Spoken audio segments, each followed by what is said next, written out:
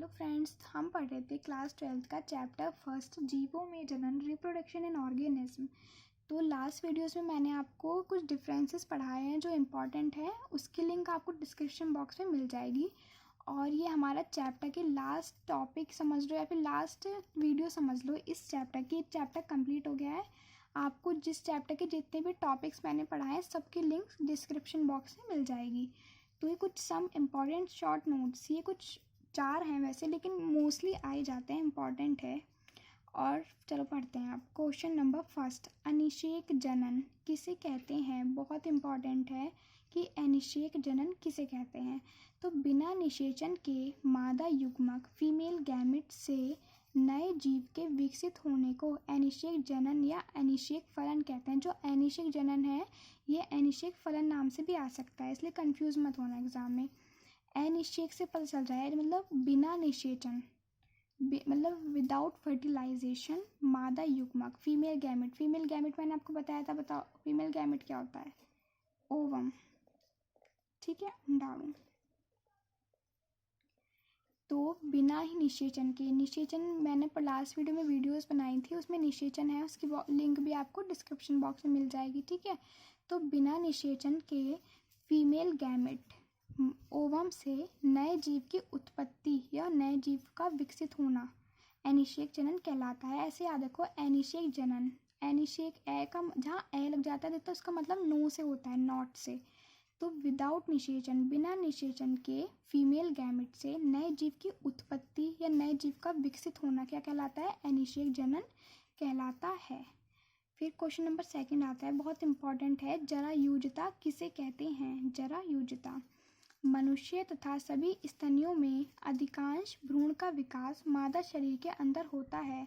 जो मनुष्य होते हैं मतलब ह्यूमन बींग्स, हम तथा सभी स्तनधारी या स्तनीय, स्तनीय मतलब बच्चे देने वाले सारे जीव जितने भी हैं, उनमें जो भ्रूण का निर्माण होता है, एम्ब्रियो का निर्माण होता है, वो कहाँ पे होता है? मादा शरीर में होता है, फीमेल बॉडी में होता है।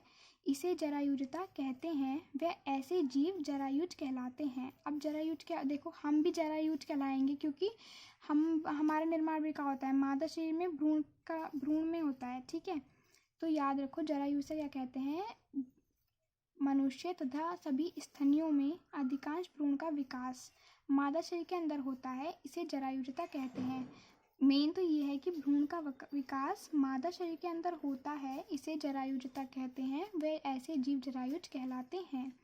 क्वेश्चन नंबर थर्ड है, मोनोकार्पिक पौधे क्या होते हैं? मोनोकार्पिक पौधे क्या होते हैं? मोनोकार्पिक पौधे अपने जीवन काल में, अपनी पूरी लाइफ साइकिल में एक बार पुष्प धारण करते हैं।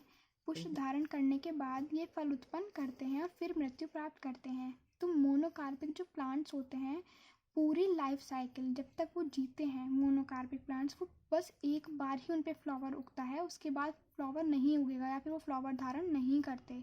और जैसे मोनोकार्पिक कोई प्लांट है, उसने अपने जीवन काल में पुष्प धारण किया, तो पुष्प धारण करने के बाद ये फल उत्पन्न करेगा और फिर मृत्यु हो जाएगी। मतलब कहने का ये है कि मोनोकार्पिक प्लांट्स जो होंगे वो एक बार तो पुष्प धारण करेंगे, उस पुष्प से फल उत्पन्न होगा और उसके बाद उनकी मृत्यु हो जाएगी, ठीक है।